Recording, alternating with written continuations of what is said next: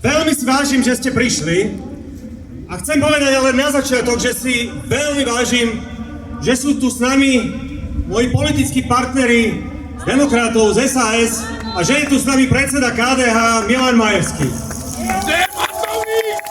Kde je Matovič? Kde máte Igora? Kde je Igor? Ja si svojich partnerov vážim, Kde je Matovič? ja im dôverujem a žiadam vás o to isté, lebo v jednote je sila. Preto je dôležité, že ste tu, preto je dôležité, že sme tu spolu, pretože Fico už je v koncoch. Fico už je v koncoch, už má jedinú hru. A jediná hra je nás zastrašiť, rozdeliť a unaviť, aby sme to vzdali. Ale my to nevzdáme a tu sa prepočítal, my sa nenecháme ani rozdeliť, ani unaviť a už vôbec sa nenecháme zastrašiť.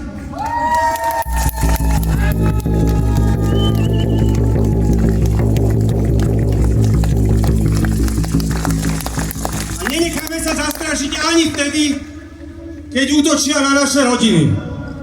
Hanba! Hanba! Lábošina! Pamäti!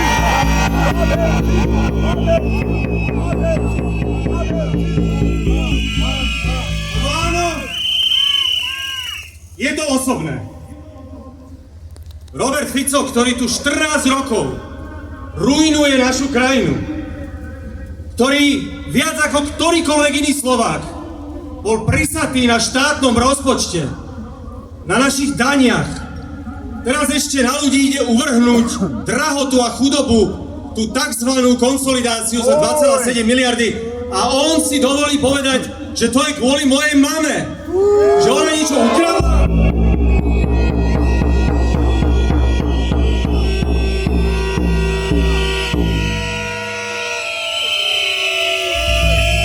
Tak, je to hanba, je to ako on sám povedal, to by ani tie najväčšie prasce nespravili. Ale priatelia, nejde len o moju rodinu. Dnes sa to môže stať mojej mame, zajtra mojej partnerke, budúci týždeň to môže byť syn alebo dcéra iného opozičného politika. Priatelia, ďalší mesiac to môže byť aktivista v nejakom okresnom meste, ktorého začne premiér šikanovať. Potom to môže byť nejaká pani učiteľka, ktorá na dedine vedie svojich žiakov ku kritickému mysleniu. Môže to byť nejaký daňový kontrolór alebo nejaký policajt, ktorý odhalí nejaký podvod. Môže to byť ktokoľvek z vás, koho začnú šikanovať a zastrašovať a preto musíme stať pri sebe. Priatelia, musíme stať pri sebe.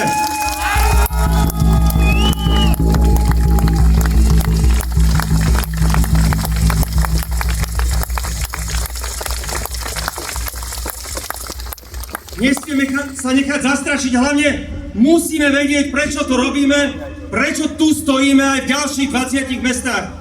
Že nám ide o ten zápas, o slobodné a demokratické Slovensko a že ho musíme dotiahnuť do konca bez ohľadu, čo na nás hodí Robert Fico.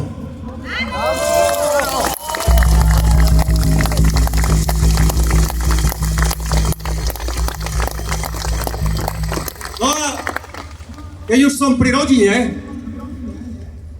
tak ako sa má vaša rodina, pán Fico?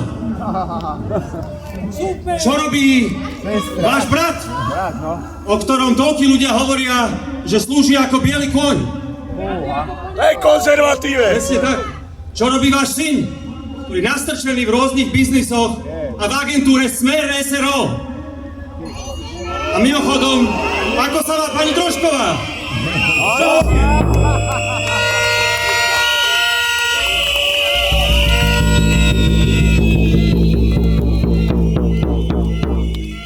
Najdôležitejšia otázka, pán premiér. Kedy ste si naposledy sadli doma k takej normálnej rodinnej večeri? To je jeho trest. Kedy ste sa naposledy so svojou ženou rozprávali o tom, koľko stojí drogéria? Alebo že či vám vyjde na letnú dovolenku? Kedy naposledy? Keď bol študent! Lebo pre vás je to možno novinka, pán premiér, ale takto žijú ľudia na Slovensku. Teda aby sme si rozumeli, pán premiér, rodina neznamená mafiánsky klan.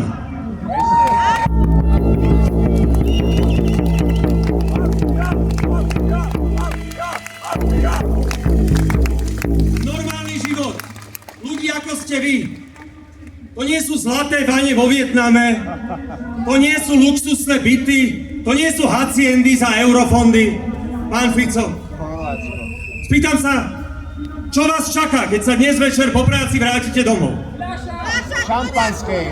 Ja to môžem povedať. Izolácia. Ja prídem po proteste domov, uložím svoju dceru spať, vyvenčím psa a možno sa nám podarí so Soňou pozrieť si nejaký seriál. Ale čo tam čaká vás, pán Fico? Luxusný byt, veľký, ale prázdny.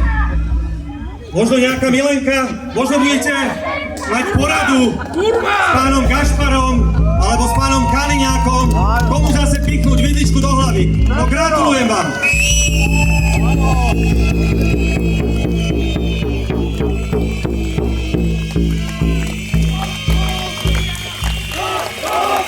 Gospod Fico.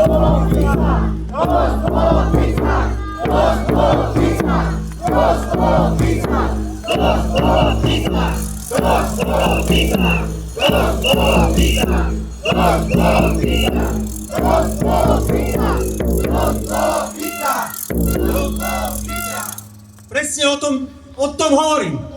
Robert Fico dnes už ani netuší, ako žijú slovenské rodiny, ako žijú normálni ľudia. Nevie, aké to je prežívať stres z toho, že vám nezostanú peniaze na školské potreby alebo na lieky. Ale nevie ani to, čo to znamená súdržnosť a pomoc vzájomná v rodinnom kruhu. Jemu sú slovenské rodiny cudzie, on ich má na háku. Ale to vám hovorím, pán predseda vlády, vedzte, že tieto slovenské rodiny dnes, v tejto chvíli, sedia za tým stolom pri tej večeri a počítajú, koľko im zoberiete z odvodov. Koľko im zoberiete na zvýšenej DPH. So svojím rozpočtom. Či vôbec má zmysel tu zostávať. A nakoniec tieto rodiny povstanú proti vám, lebo ich ožobračujete a ešte sa im smejete do tváre, lebo ste vo svojej izolácii stratili kontakt so skutočným Slovenskom a to je konečná. Preto hovorím, žijeme začiatok konca Ficovho režimu práve teraz.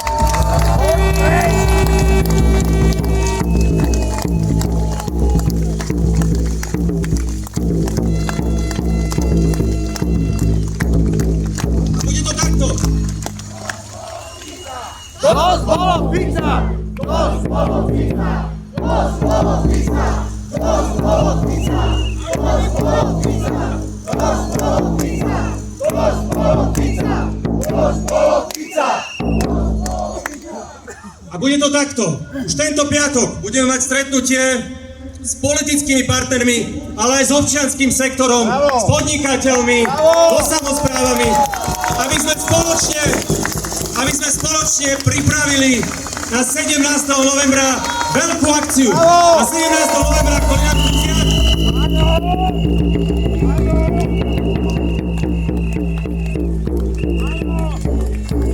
O týždeň budú mať protest odborári, potom my budeme mať pochod a táto vlna odporu voči tejto vláde bude už len raz, priatelia. Bude už len raz.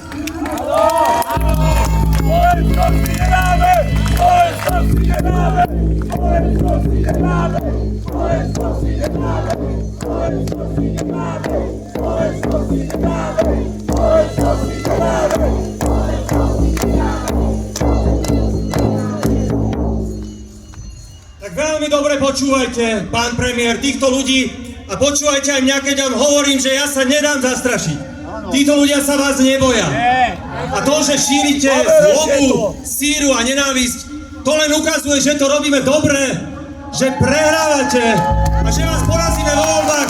Ďakujem veľmi pekne.